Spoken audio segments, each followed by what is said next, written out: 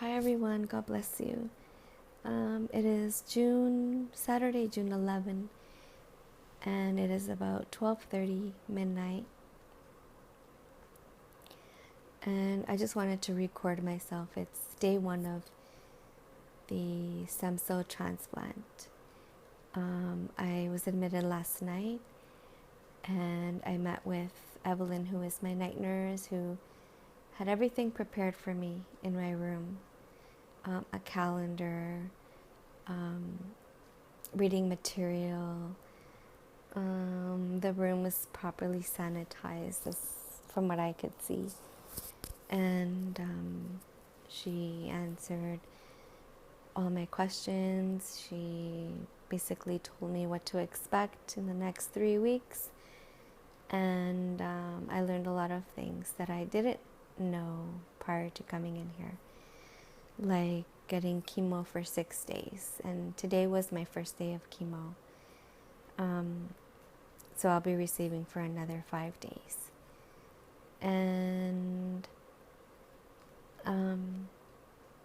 then on the 6th day, they're going to give me, the 6th or 7th day, they're going to give me my stem cells back, which are waiting somewhere in a freezer. I had the stem cell collection a couple of weeks ago, and so they use an aspheresis machine to collect, similar to a dialysis machine. They take blood from, well, with me, I had a Quinton line inserted in my neck, and I had that in for a couple of days. And from that, they collected my stem cells, my blood.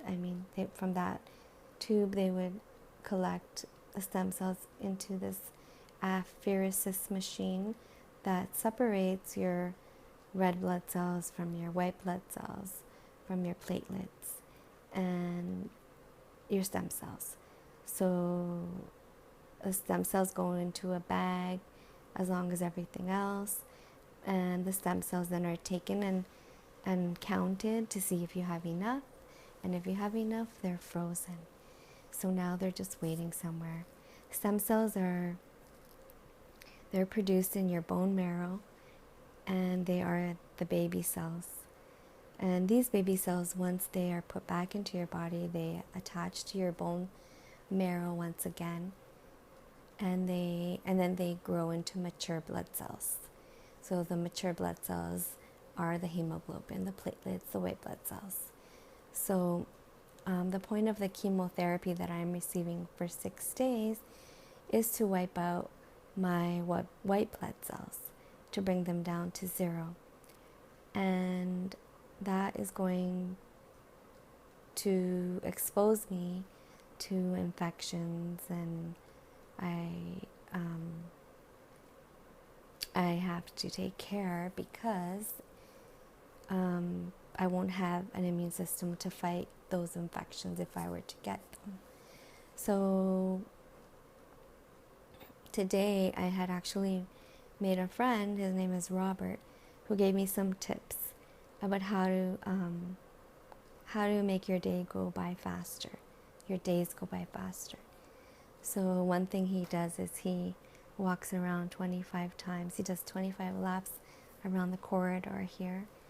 And he looks pretty good to me. He's on his 11th day of stem cell transplant. So he must have had his stem cells given back to him several days ago, because he only had 1 day of chemo, and I am having 6.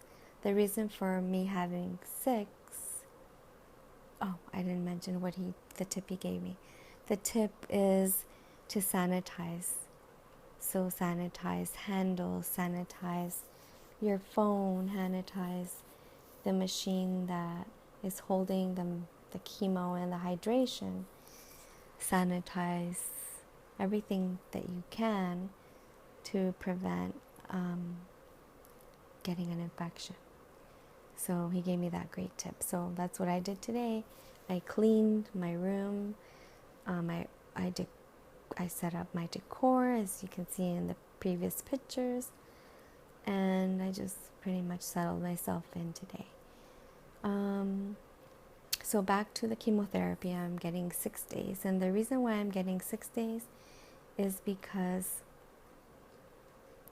of the central nervous system lymphoma that I had.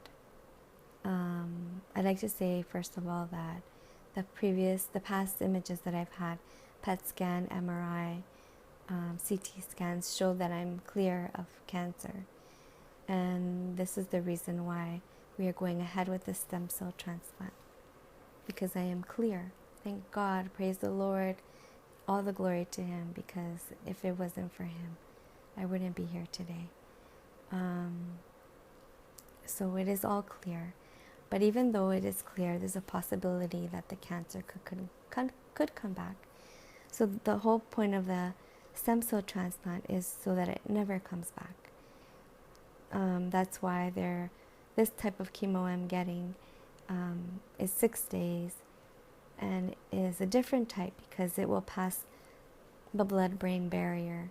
Because when I was diagnosed this February again, I was diagnosed last February for stage 4 diffuse large B-cell lymphoma in my abdomen, and then it spread to my neck and my underarm.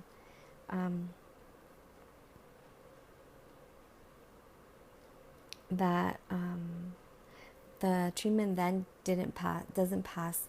The treatment that I received doesn't pass the blood-brain barrier. So I'm guessing that's why in February that wasn't dealt with.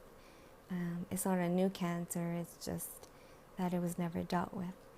And now that I received chemo to deal with that, and intrathecal chemotherapy through my spinal fluid as well. I think I received 5 of those. And the recent scans show that I'm clear, thank God. And now I'm able to proceed with the stem cell transplant. And that's why I'm here. So after the chemo, they will give me back my stem cells. And slowly those stem cells will infiltrate the bone marrow and then start to mature. And slowly my body will become stronger and my white blood cell count will go higher. They're going to be giving me other medications too, along with the chemo, which is steroid and anti-nausea, anti-acids, anti-seizures, which I already had. I think I'll be taking that every day while I'm on chemo. And so far so good. I had my chemo this morning at 11, my first one, and I'm feeling good. I feel great. I have energy. I'm able to walk around. Today I did about 16 laps. I took the advice of my friend, and he said that if you're able to walk now, you will be able to walk out of here without assistance. So I'm going to work. I'm going to be active while I'm here. And it looks like I will be here until the 28th of January. Of June. 28th of June. So that would be 3 weeks and a couple of days. Actually, 3 weeks. It'll be 4 weeks. So I'm staying here that long because they want to make sure that I can manage the side effects before I go home. The side effects they told me that I will feel are going to be fatigue, then I'm going to feel nauseous, and I'm going to have vomiting, then I'm going to have sores in my mouth, that I am going to, what am I going to feel? Sores. Oh, that I'm going to need painkillers, morphine, because I'm going to have a very sore throat. And I won't be able to eat for days, then I'm going to be on a liquid diet. But even with the liquid diet, I won't be able to drink because of the sore throat. So I would like everyone to pray for that my side effects are minimal. so that I could eat and take care of myself, so that I could walk around and have energy, and so that I could recover quickly and go home. So that is my heart's desires right now, that I tolerate the chemo well. And I did in my previous treatments. Thank God I barely had any side effects. The majority was fatigue.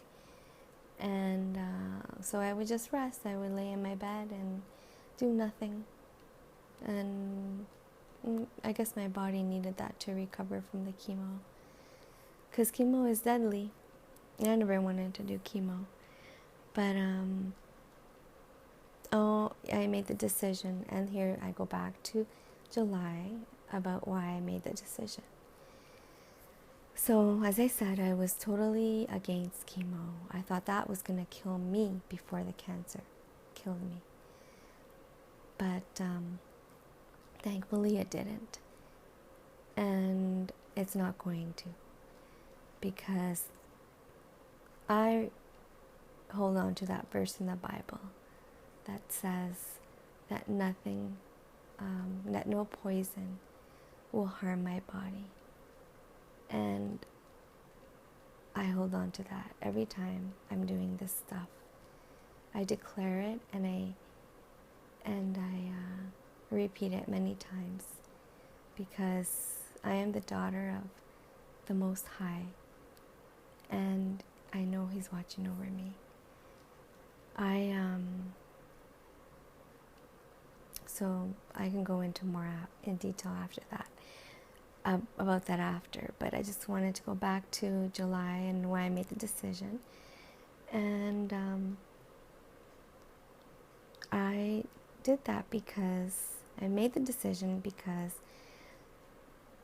I went to see my family doctor, and my family doctor said to me, "I'm sorry, but the oncologist that saw you in the hospital, she doesn't want to take you on as a patient because of conflict of interest, but she does say do both natural and the conventional treatment." She said that she's very worried about me. She went to visit him the day that she met me in the hospital. Who does that? Which doctor goes out of their way to go visit someone's family doctor, to tell them and to convince Wendy to do chemo because she's going to die. This cancer is way too aggressive. So I'm still adamant. I'm like, "Doctor, I don't want to do chemo.